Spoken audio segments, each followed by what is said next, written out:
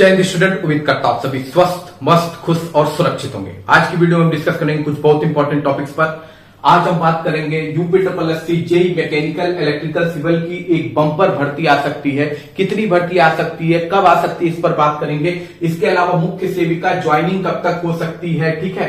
आपकी जो district allotment है वो कैसे होगा, ज्वाइनिंग कैसे होगी, ज्वाइनिंग लेटर कैसे मिलेगा, उस पर भी बात करेंगे। इसके अलावा यूपीएससी एजीटीए क्या होती है, ओवरलैपिंग को लेकर कल बच्चों का क्वेश्चन था, जब मैंने कट ऑफ बताया था, तो ओवरलैपिंग को लेकर बच्चों के कुछ डाउट्स हैं, उस पर बात करेंगे। इसके अलावा रिवाइज आंसर की कब तक आ सकती है। इसके अलावा यूपीएससी एजीटीए में कौन कौन से डॉक्यूमेंट आपको तैयार रखने हैं, ये डॉक्यूमेंट अगर नहीं है तो आप बनवा सकते हैं, कब तक, किस डेट का बनवाना है, कैसे बनवाना है, उन सभी पर अपडेट देंगे। उससे पहले चैनल पे जो नया है चैनल को लाइक और सब्सक्राइब कीजिएगा, वीडियो अच्छा लगे तो वीडियो को शेयर भी। इसके अलावा मेरे टेलीग्राम चैनल को और मेरे इंस्टाग्राम चैनल को फॉलो करने के लिए उसका लिंक डिस्क्रिप्शन बॉक्स में मेंशन है, इवन कमेंट बॉक्स में मेंशन है, वहां जाके मुझको आप फॉलो कर सकते हैं। चलिए चलते हैं वीडियो की ओर। तो सबसे पहले बात कर लेते हैं जेईई मैकेनिकल इलेक्ट्रिकल और सिविल भर्ती को लेके। तो ये देखिए नई भर्ती आने वाली है। एक ऑलरेडी जेईई की भर्ती सिविल की आई हुई है, जो ऑलरेडी लटकी हुई है, अभी तक इसका एग्जाम कंडक्ट नहीं हो पाया। उसका रीजन रहा है तो कि ये भर्ती कोर्ट में जाके अटक गई है, ठीक है। कोर्ट में क्वालिफिकेशन को लेके बहुत बड़ा मुद्दा है कि बीटेक वाले अलाउड है जेईई में कि नहीं है, इसी पर पूरा केस चल रहा है, जिसकी वजह से इसका एग्जाम की डेट ही नहीं आ पा रही है और नतीजा ये है कि ये डिले होती जा रही है। लेकिन फिलहाल एक नई वैकेंसी आने वाली है मैकेनिकल इलेक्ट्रिकल और सिविल की, ठीक है। लगभग ये मान के चलिए ये आपकी टोटल सिविल की टोटल 1625 पदों पर ये भर्ती आएगी। 1625 पदों पे, इलेक्ट्रिकल के 300 पदों पे, इलेक्ट्रिकल के 302 पदों पर ये भर्ती आपको देखने को मिलेगी। और इसके अलावा मैकेनिकल के 376 पदों पे, ठीक है, मैकेनिकल के 376 पदों पे आपको ये भर्ती देखने को मिलेगी। यानी टोटल जो भर्ती आपकी आने वाली है वो लगभग 2303 पदों पर आने वाली है, ठीक है। तो और ये भर्ती आपकी पेट 2025 से आएगी, ठीक है, पेट 2025 से। इधर कहीं आपको ये भर्ती पेट 2023 से देखने को नहीं मिलेगी। हालांकि पहले ये था कि इलेक्ट्रिकल और मैकेनिकल की भर्ती पेट 2023 से ही आने वाली थी, लेकिन कुछ रीजन की वजह से ये भर्ती पेट 2023 से नहीं आई, क्योंकि पेट 2023 की वैलिडिटी को बढ़ाया नहीं गया। अब ये भर्ती पेट 2025 से आपको देखने को मिलेगी और उम्मीद करते हैं कि तब तक आपका जो ये क्वालिफिकेशन को लेकर मुद्दा है बीटेक और डिप्लोमा वाला, वो भी सॉल्व हो चुका होगा और ये एक अच्छी खासी भर्ती आपको पेट 2025 से देखने को मिलेगी। इसलिए टेक्निकल वाले जो बच्चे हैं वो पेट 2025 को थोड़ा सीरियसली होकर दीजिएगा। जितना अच्छा आप स्कोर करेंगे उतना अधिक चांसेस होगा आपका इसका मेंस का एग्जाम देने के लिए, ठीक है। अब हम बात कर लेते हैं अगली इंपॉर्टेंट भर्ती की। तो अगली आपकी मुख्य सेविका की ज्वाइनिंग को लेके बच्चों के बहुत सारे सवाल हैं। हालांकि कल मुझसे एक गलती हो गई थी, बोलते समय मैंने ये बोल दिया था कि 11-12 अगस्त को प्रोविजनल वालों की डीबी है, एक्चुअली में उनकी डीबी 11-12 सितंबर को है, वो मिस्टेक से निकल गया था अगस्त, एक्चुअली 11-12 सितंबर को है। अब ये है कि भैया की ज्वाइनिंग कब तक हो सकती है। तो देखिए ज्वाइनिंग आपकी मुख्य सेविका की ज्यादातर उम्मीद है कि लास्ट अगस्त के लास्ट में या स्टार्टिंग सितंबर में होने के चांसेस हैं। अगस्त लास्ट में, स्टार्टिंग के सितंबर में होने के चांसेस हैं। हालांकि वैसे भी आज एक बड़ा दिन है कि कोर्ट में आपकी सुनवाई होने वाली है क्वालिफिकेशन को लेकर। तो आज आपका जो आयोग है वो अपनी तरफ से जवाब देगा, जो भी क्वेश्चन पूछा गया है, ठीक है। बच्चों के वकील की तरफ से जो क्वेश्चन पूछा गया है कोर्ट में, उसका आज जवाब आपका मतलब आयोग का वकील, रिप्रेजेंटेटिव जो आयोग का है वो उसका जवाब देगा, ठीक है। तो आज एक बड़ा इंपॉर्टेंट दिन है इसी केस को लेके, ठीक है।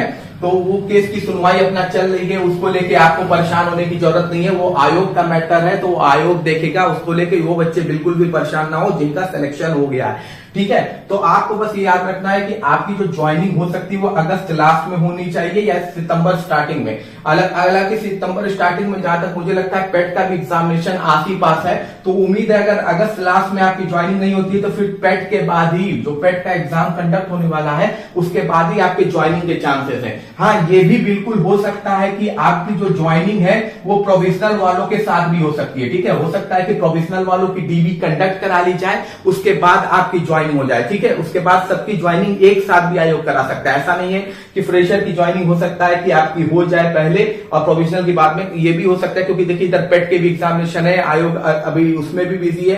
तब तक आपका आ जाएगा सितंबर में, 11-12 सितंबर के आसपास आपको डीबी वो भी देखने को मिल जाएगा। क्या कहते हैं प्रोविजनल वालों की डीबी। तो हो सकता है कि प्रोविजनल और फ्रेशर दोनों को एक साथ भी ज्वाइन करा सकता है, हो सकता है फ्रेशर को अलग ज्वाइन करा दे, प्रोविजनल को थोड़ी कुछ दिन बाद ज्वाइनिंग करा दे, जैसा आमतौर पर भर्ती में होता है। इसके अलावा हो सकता है कि देखिए आपका जो ज्वाइनिंग लेटर है, जैसे ज्वाइनिंग लेटर अभी मेरे पास अवेलेबल नहीं है, ज्वाइनिंग लेटर मेरा भी उसका आया था एलएमसीओ का, एलएमसीओ का जो था वो आया था बाय पोस्ट, ठीक है। तो हो सकता है आप लोग का भी ज्वाइनिंग लेटर बाय पोस्ट आए, ठीक, बाय पोस्ट आपका हो सकता है ज्वाइनिंग लेटर आए, हो सकता है आपको मेल आए, ठीक है, मेल भी हो सकता है, ठीक है। अब देखिए किस तरह से आयोग ज्वाइनिंग लेटर भेजता है, पोस्ट ऑफिस के जरिए भेजता है कि आपका मेल के जरिए भेजता है, ठीक है। उससे पहले हो सकता है आपका जो भी डिस्ट्रिक्ट अलॉटमेंट का प्रोसेस है वो भी आपको देखने को मिल सकता है, ठीक है, क्योंकि डिस्ट्रिक्ट अलॉटमेंट पहले होगी, उसी के बाद आपका ज्वाइनिंग लेटर मिलेगा। ज्वाइनिंग लेटर पहले मिलकर डिस्ट्रिक्ट अलॉटमेंट नहीं होती है, तो ये बात आप ध्यान दीजिएगा, ठीक है। तो परेशान मत होइए, बस थोड़ा सा और वेट कर लीजिए। अब इतना वेट किया है तो थोड़ा सा वेट कर लीजिए, आपकी ज्वाइनिंग जल्दी आपको देखने को मिल जाएगी। अब हम बात कर लेते हैं एजीटीए को लेके, ठीक है। तो एजीटीए में बच्चों का क्वेश्चन था कल जब मैंने कट ऑफ बताया था कि ओवरलैपिंग क्या है, ओवरलैपिंग कैसे होती है। तो देखिए मैं आपको समझाता हूं कि ओवरलैपिंग एक्चुअली होती क्या है। देखिए ओवरलैपिंग एक बड़ा रीजन होता है यूआर की कट ऑफ ऊपर जाने का, ठीक है, यूआर की कट ऑफ ऊपर जाने का। मान लीजिए कि यूआर में पहले स्टार्टिंग में बच्चे लिए गए, मान लीजिए एग्जांपल के तौर पे 60 मार्क्स से यूआर की स्टार्टिंग हुई कट ऑफ की, ठीक है। तो 60 में पहले किसको प्रेफरेंस मिलेगा, पहले जो यूआर के बच्चे होंगे जिनके स्कोर 60 होंगे उनको मौका मिलेगा, ठीक है। अब उसके बाद मान लीजिए 2000 सीट है, 2000 सीट है, यूआर के 60 प्लस वाले बच्चे मान लीजिए पाए गए 400, तो 400 बच्चों को ले लिया गया। अब फिर नीचे देखा जाएगा ओबीसी कैटेगरी में, एससी कैटेगरी में, ईडब्ल्यूएस कैटेगरी में, एसटी कैटेगरी में कौन कौन बच्चे हैं जिनका मार्क्स 60 है, ठीक है। अब मान लीजिए वैसा ये टोटल मिला के 200 बच्चे हैं, तो अब इन 200 बच्चों को यूआर में भेज दिया जाएगा। अब ये 200 बच्चे कहां चले जाएंगे, यूआर में। तो टोटल 600 बच्चे हैं जो 60 मार्क्स पर है, तो टोटल 600 बच्चे 2000 में कट गए तो कितने बचे, 1400 बच्चे बचे। अब फिर आपका यूआर की कट ऑफ नीचे भागी 59, 58, मान लीजिए लास्ट में 57 कट ऑफ आपकी भागती है। तो 57 में सबसे पहले मौका किसको मिलेगा, जो यूआर कैटेगरी में 57 मार्क्स पाया है। अगर यूआर कैटेगरी में 57 मार्क्स पाए और 57 मार्क्स पे टोटल 2000 सीट भर गई तो फिर आपका ओबीसी एससी एसटी की ओवरलैपिंग नहीं होगी। लेकिन अगर यूआर में सीट बच गई, ठीक है, 57 पाने के बाद यूआर के सारे बच्चे 57 वाले हो गए, उसके बाद भी अभी 10-12 सीट बची है, तो पहले ओबीसी को, फिर ईडब्ल्यूएस को और एससी को मौका मिलेगा और वो ऊपर चले जाएंगे। इससे होता क्या है, ओवरलैपिंग से होता क्या है, ओवरलैपिंग से होता यह है कि जो यूआर की कट ऑफ है वो ऊपर भागती है, लेकिन जो ओबीसी एससी एसटी की कट ऑफ है वो नीचे की ओर भागती है। मतलब कि जो रिजर्व कैटेगरी के होते हैं ओबीसी एससी ईडब्ल्यूएस एसटी, इनको ओवरलैपिंग से फायदा मिलता है क्योंकि इनके में जो अच्छे स्कोर पाने वाले बच्चे होते हैं वो चले जाते हैं यूआर कैटेगरी में। इससे इनकी जो ओबीसी एससी ईडब्ल्यूएस और एसटी की कट ऑफ है वो डाउन हो जाती है, यानी जो बच्चे कम नंबर पाए हैं उनको मौका मिल जाता है उनकी कैटेगरी में, और जो अच्छे नंबर जो कैटेगरी में पाए होते हैं वो चले जाते हैं यूआर में। यही ओवरलैपिंग का प्रोसेस है। लेकिन ये हमेशा याद रखिएगा, ओवरलैपिंग में भी सबसे पहले जो कट ऑफ का मार्क्स है उसमें प्रेफरेंस यूआर को दिया जाएगा, ठीक है। यूआर को पहले भरा जाएगा उस पर्टिकुलर कट ऑफ पर। अगर 57 गई है तो 57 में अगर 20 सीटें हैं और 10 बच्चे यूआर के हैं तो सबसे पहले 57 के 10 बच्चे यूआर के लिए जाएंगे, उसके बाद बाकी 10 में आपका ओबीसी ईडब्ल्यूएस एससी और एसटी को दिया जाएगा, ठीक है। सबसे ज्यादा ओवरलैपिंग में फायदा किसका होता है, ओबीसी और ईडब्ल्यूएस के बच्चे का, ठीक है, क्योंकि ओबीसी और ईडब्ल्यूएस के बच्चे ज्यादातर स्कोरर होते हैं, ठीक है। अगर आप ये मान के चल रहे हैं कि ओबीसी के बच्चों का कट ऑफ कम जाता है तो बिल्कुल गलत है आप। ओबीसी में भी जीनियस बच्चों की कमी ही नहीं है, ठीक है। ये और यूआर में लगभग मान के चलिए समान है, जीनियस लोग बैठे हुए हैं, ठीक है। तो ओबीसी के जब अच्छे बच्चे यूआर में जाएंगे तभी ओबीसी की कट ऑफ थोड़ी डाउन आपको देखने को मिलेगी। अगर ये ओवरलैपिंग नहीं होती ना तो ओबीसी कैटेगरी और ईडब्ल्यूएस कैटेगरी की हो सकती है कट ऑफ यूआर कैटेगरी से ऊपर भी भाग सकती थी, ऊपर भी। यही ओवरलैपिंग की वजह से ओबीसी और ईडब्ल्यूएस कैटेगरी की जो कट ऑफ होती है वो डाउन आपको देखने को मिलती है, ठीक है। तो यही आपका पूरा ओवरलैपिंग का प्रोसेस होता है। ओवरलैपिंग से जो कैटेगरी वाले बच्चे होते हैं उनको थोड़ा बेनिफिट मिलता है, ठीक है, क्योंकि उनकी कट ऑफ कम होती है। अब अगला है कि रिवाइज आंसर की आपकी कब तक आ सकती है। तो देखिए रिवाइज आंसर की आपके ज्यादातर आने के जो चांसेस हैं वो सितंबर के आसपास, ठीक है, सितंबर लास्ट में, क्योंकि अभी पेट का एग्जाम होना है, फिर मुख्य सेविका की ज्वाइनिंग होनी है, फिर मान के चलिए कि लास्ट ऑफ सितंबर में आपको आपकी रिवाइज आंसर की देखने को मिल सकती है एजीटीए वाले बच्चों को, ठीक है। लास्ट ऑफ सितंबर या स्टार्टिंग अक्टूबर की स्टार्टिंग में आपको हो सकता है ये देखने को मिल जाए, ठीक, ज्यादातर चांसेस है। और उसके एक महीना बाद ही आपका रिजल्ट आ जाता है और उम्मीद यही है कि एजीटीए के बच्चों का दिवाली से पहले डीवीवी कंडक्ट करा लिया जाए, यही उम्मीद की जा सकती है, ठीक है। अब हम बात कर लेते हैं अगली इंपॉर्टेंट अपडेट की कि एजीटीए में कौन कौन सी डॉक्यूमेंट आपको अब तैयार रखना है अपने डीवी के लिए, क्योंकि अब एग्जाम हो गया, अब तो रिजल्ट आना है। अब रिजल्ट आने के बाद सबसे पहले होता है डॉक्यूमेंट्स, क्योंकि डीबी में डॉक्यूमेंट्स ही चेक होता है। अगर आपके डॉक्यूमेंट्स में थोड़ा भी एरर होगा तो आपको प्रोविजनल में रख लिया जाएगा। अगर प्रोविजनल में भी आप वो डॉक्यूमेंट सही से पेश नहीं कर पाएंगे तो आपको हटा दिया जाएगा, फिर आपके पास क्वालिफाई होने के बाद भी आप बाहर हो जाएंगे। तो डॉक्यूमेंट्स बहुत इंपॉर्टेंट होते हैं। तो कौन कौन से डॉक्यूमेंट्स आपको अभी से तैयार करके रखने हैं?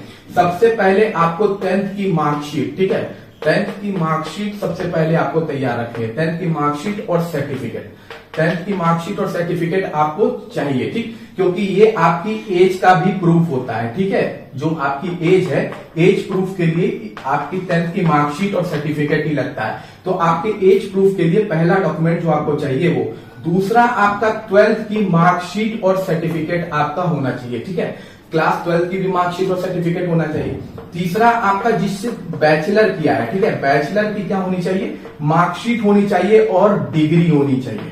बैचलर की मार्कशीट और डिग्री आपकी होनी चाहिए, ठीक। इसके अलावा बैचलर की मार्कशीट और डिग्री होनी चाहिए। इसके अलावा आपका कास्ट सर्टिफिकेट होना चाहिए, ठीक, कास्ट सर्टिफिकेट ये बड़ा इंपॉर्टेंट है। अब ये देखिए, कास्ट सर्टिफिकेट में एक चीज चाहिए, अगर आपका ओबीसी, एससी और एसटी से आप आते हैं, ओबीसी, एससी, एसटी से, तो आपका कास्ट सर्टिफिकेट अगर 2 से 3 साल या 4 साल भी पुराना है तो वो वैलिड मान लिया जाएगा। कितना? 2-3 साल या 4 साल भी पुराना है, ज्यादा से ज्यादा 2-3 साल भी पुराना है तो आपका कास्ट सर्टिफिकेट वैलिड मान लिया जाता है, आपका कास्ट में गिन लिया जाता है, ठीक है। लेकिन जो ईडब्ल्यूएस होता है, ईडब्ल्यूएस सर्टिफिकेट जो होता है, इसी में सबसे ज्यादा बच्चों को बाहर किया जाता है। उसका रीजन क्या है?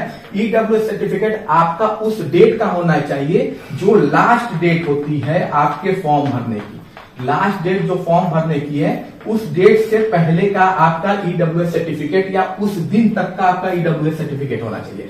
अगर आपने फॉर्म भर दिया है और आपका ईडब्ल्यूएस सर्टिफिकेट उसके बाद का है तो आपको इनवैलिड करार दे दिया जाएगा और आप कहां चले जाएंगे?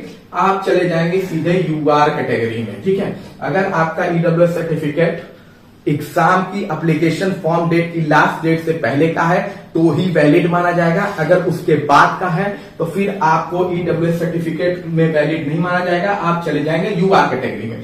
सिमिलरली अगर कास्ट सर्टिफिकेट में भी आपकी कोई गलती होती है या इनवैलिड माना जाता है तो आपको बाहर नहीं किया जाता है, आप चले जाएंगे यूआर कैटेगरी में। तो पहली बात, कास्ट सर्टिफिकेट और ईडब्ल्यूएस सर्टिफिकेट में अगर गड़बड़ी पाई जाती है तो आपको बाहर नहीं निकाला जाता है, आप चले जाते हैं अनरिजर्व कैटेगरी में। कंपटीशन होने लगता है, यानी अब आपकी कट ऑफ अनरिजर्व कैटेगरी के हिसाब से बनेगी। लेकिन अगर आपका इशू नहीं है तो उसी में आपका उसी कास्ट उस पर्टिकुलर ईडब्ल्यूएस सर्टिफिकेट में आपको मौका मिलेगा। लेकिन याद रखिएगा ईडब्ल्यूएस सर्टिफिकेट में ही सबसे ज्यादा छटाइयां होती है और मैंने बता दिया है जो आपकी एप्लीकेशन फॉर्म भरने की लास्ट डेट थी, अगर उस दिन तक का आपका ईडब्ल्यूएस सर्टिफिकेट बना हुआ है तो आप वैलिड हैं, अदरवाइज आप इनवैलिड हो जाएंगे, ठीक है। तो ये बड़ा इंपॉर्टेंट है आपका कास्ट सर्टिफिकेट और ईडब्ल्यूएस सर्टिफिकेट। इसके बाद आपका डोमिसाइल सर्टिफिकेट लगता है। क्या लगता है? Domicile certificate. अब डोमिसाइल सर्टिफिकेट के बारे में एक बड़ी इंपॉर्टेंट चीज जानिए, ये आपका जिनका जिनका वो है, क्या नाम है, रिजर्वेशन है, उन्हीं को डोमिसाइल सर्टिफिकेट बनाना पड़ता है।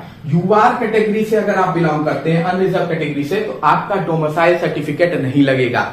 यूआर कैटेगरी से अगर आप हैं तो आपका डोमिसाइल सर्टिफिकेट नहीं लगेगा। लेकिन आप अगर किसी रिजर्वेशन का यूज कर रहे हैं तो आपका डोमिसाइल सर्टिफिकेट लगता है, क्योंकि वहां पे ये माना जाता है कि आप अपने उत्तर प्रदेश के हैं कि नहीं। अगर आप बाहर के हैं और आप रिजर्वेशन यूज कर रहे हैं तो ये अलाउ नहीं होता है, ठीक है। उत्तर प्रदेश का ही कैंडिडेट उत्तर प्रदेश का रिजर्वेशन भर्ती में इस्तेमाल कर सकता है। इसलिए डोमिसाइल सर्टिफिकेट हर उस व्यक्ति का चाहिए जिसका कास्ट सर्टिफिकेट होगा या ईडब्ल्यूएस सर्टिफिकेट होगा। लेकिन अगर आप अनरिजर्व कैटेगरी से हैं तो बिल्कुल आपको डोमिसाइल सर्टिफिकेट की जरूरत नहीं होगी। इसके अलावा आपके पास आधार कार्ड होना चाहिए, कोई भी आइडेंटिटी कार्ड होना चाहिए, ठीक है, जो गवर्नमेंट द्वारा इशू हो। कोई भी आइडेंटिटी कार्ड, ठीक है, आधार कार्ड आपका होना चाहिए। इसके अलावा आपका फोटोज होना चाहिए, ठीक है, आपके पास फोटो अवेलेबल होना चाहिए। ये तो खैर कोई डॉक्यूमेंट नहीं है, लेकिन अपना फोटो बिल्कुल आप अपना तैयार रखिएगा। और एक कैरेक्टर सर्टिफिकेट होता है, ठीक है, कैरेक्टर सर्टिफिकेट होता है।